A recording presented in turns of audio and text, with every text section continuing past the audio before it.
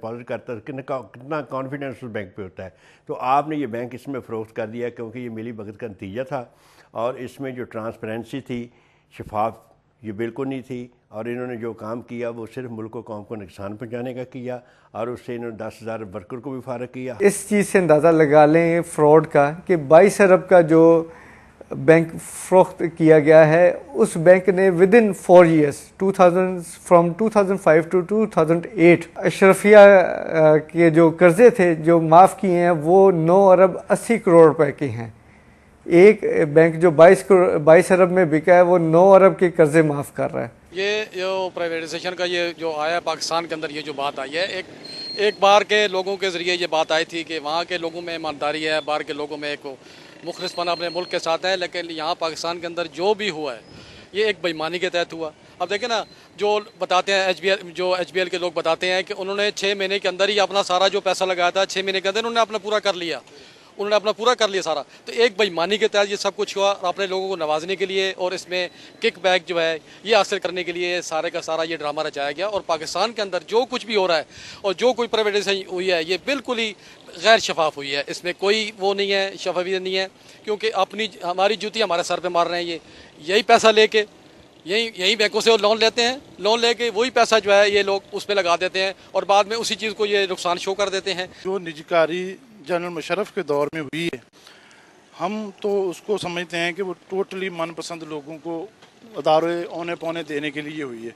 कोई उसमें शफाफ तरीका नहीं था, कोई उसकी बेस नहीं थी कि आया देखें हबीब बैंक को प्राइवेटाइज करने का मकसद क्या था। पहले तो इस बात पे हमें फोकस करना चाहिए कि वो सिर्फ जो है एक ग्रुप को नवाजने के लिए जो दिया गया।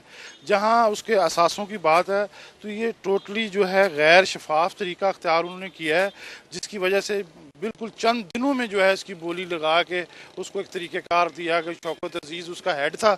शौकत अजीज़ जो है वो जो कुछ कहता था वो किसी और इशारों पे कहता था और जनरल मुशर्रफ जो है वो सब इन दोनों की मिली भगत थी और उन्होंने इस अदारे को जो है उसकी प्लाट, उसकी जो असासें हैं, अगर उसकी असेसमेंट की जाए तो 22 अरब से कहीं ज़्यादा है। और इसकी गुडविल एक आम पान का जो लगता है, खोखा लगता है, अगर उसके ऊपर जब कोई बंदा कहता है कि आप इसको खाली करो, वो कहता है भी मुझे ठिये के पैसे दो, तो हम ये समझते हैं इसने तो ठिये के पैसे भी इनसे लिए। शौकत अजीज़ साहब जो थे वो आप ये समझिए कि बुनियादी तौर पे उनका पाकिस्तान से कोई ताल्लुक तो रह नहीं गया था। वो 27 साल से तो बाहर थे। सुना ये कि जब वो आए हैं तो उस वक्त उनका जो है ID कार्ड भी बाद के बनाए और वज़ीर आज़म वो पहले बन गए। तो ये बदकिस्मती है हमारे मुल्क के कि एक ऐसा शख्स आया और फिर उसने 8, 9, 10 साल तक बिल्कुल फ्री हैंड से इकानमी को जिस तरह से चाहा उसने इकानमी को चलाया। नतीजा हमारे यहाँ क्या हुआ कि उनकी जो इकानमी थी शौकत अजीज़ साहब की, वो प्रो अशराफिया, प्रो इलीट क्लास इकानमी थी। उसके नतीजे में हमारे मुल्क में गुर्बत बढ़ी, उसके नतीजे में ऊपर के तबके की जो है दौलत के अंदर इजाफा हुआ। हबीब बैंक तो आज तक ना ही लॉस में गया ना ही नुकसान में गया, बल्कि चीफ जस्टिस इफ्तिखार मोहम्मद चौधरी साहब ने एक मौका के ऊपर ये खुद कहा हुआ है और इसके सबूत हमारे पास मौजूद है। जस्टिस जावेद इकबाल साहब ने यह कहा था कि भाई वो अदारा जो प्रॉफिटेबल है वो प्राइवेटाइज नहीं किया जा सकता। आखिर वो क्या वजूहात थी कि वो कौन सी क़यामत बर्पा हो गई थी कि शौकत अजीज़ के दौर में हबीब बैंक को निजकारी की गई, हबीब बैंक की, और निजकारी भी इस टेक्निकल अंदाज की गई कि हबीब बैंक के 2003 के रिकॉर्ड के मुताबिक, जो रिकॉर्ड पे मौजूद है, बैंक के ज़ाती असासों की मलकियत 196 अरब थी। अभी हैरत अंगेज़ ये बात है कि हबीब बैंक जो कि मुल्क का सबसे बड़ा अदारा और जिसके ज़ाती असासों की मलकियत 196 अरब थी, 196 अरब के ज़ाती असासे रखने वाला हबीब बैंक 22 अरब में कैसे बिका?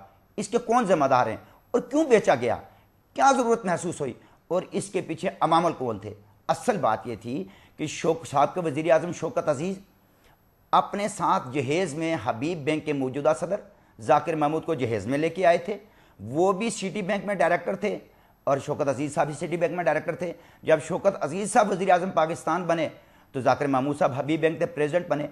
अब जब हबीब बैंक की निजकारी की बारी आई कि इन्होंने शौकत अजीज़ साहब ने जाकिर महमूद को आगे करके ये कहा कि भाई आप इस हबीब बैंक को आगा खान फाउंडेशन के लिए आमादा करने वाला ही जाकिर महमूद है। और मैं हैरान हूँ कि जाकिर महमूद को हबीब बैंक के बोर्ड ऑफ डायरेक्टर ने जिसने हज़ारों मुलाजमीन का माशी कत्ल किया हो, उसको मज़ीद 3 साल के लिए और एक्सटेंशन दी गई। नाज़रीन, मैं इस वक्त मौजूद हूँ आई चंडीगढ़ रोड पर वाक़या हबीब बैंक लिमिटेड के हेड ऑफिस हबीब बैंक प्लाजा के पास। ये हबीब बैंक लिमिटेड जिसे 2005 में उस वक्त के वज़ीर-ए-आज़म शौकत अजीज़ ने किसी को नवाजने के लिए 22 अरब रुपए में फ़रोख्त किया था।